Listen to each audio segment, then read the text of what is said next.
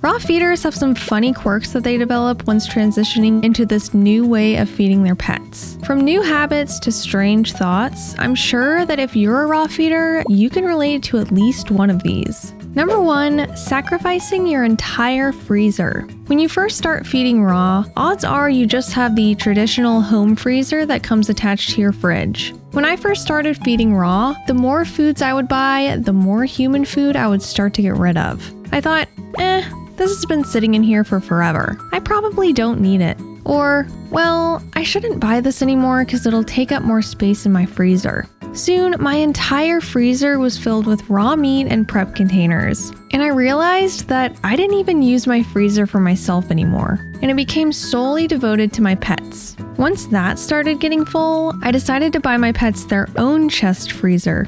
Did that free up space for me again? Nope. You never have enough freezer space when you're a raw feeder.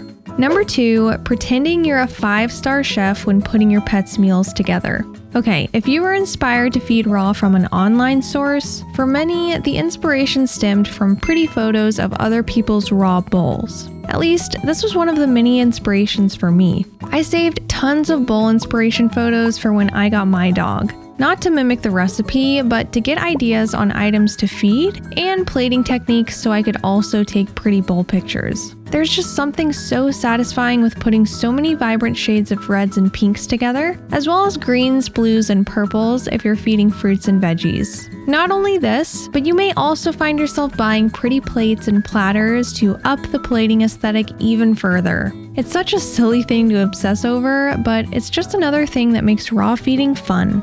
Number 3, feeding your pet better than you feed yourself. We all do it, some maybe more than others. We spend hours prepping our pets' meals, making sure every macronutrient and calorie is accounted for through as many fresh whole foods as possible, making sure our pets eat every bite, and then after, we just end up making ourselves something like cereal or ramen. We focus so much on our pets' health that thinking about our own is just too much sometimes. It's just so much easier to pour some cereal and be done with it. Even though I do this exact same thing, I really encourage you to focus on your nutrition as well. I've learned a lot about human nutrition through animal nutrition, believe it or not, and it's sort of opened my eyes on how I can nourish my body as well. Now, I just need to find that same motivation I have when providing it to my animals.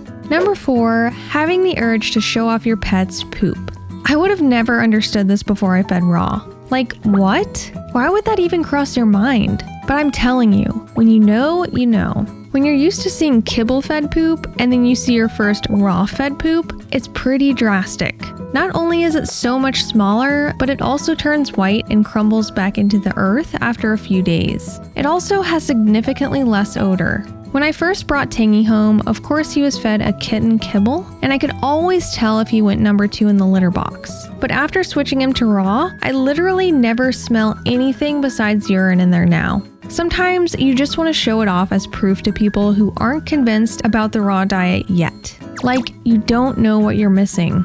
Number 5, getting excited about finding brains. And not just brains, but all organs in general, really. I remember the first time I found lamb brain at an Indian market and I literally gasped in excitement. Like, who does that over brain if you're not a raw feeder? Since organ meat, both muscular and secreting, aren't that easy to find in many places, it's always exciting when you see cuts like heart, brain, pancreas, ovaries, and even whole heads of some animals. This may just be plain disturbing to people who aren't used to seeing or eating these animal parts, but for raw feeders, it's like heaven. If you have any more to add to the list, please leave them in the comments. Honestly, the odd things raw feeders think and do can be endless.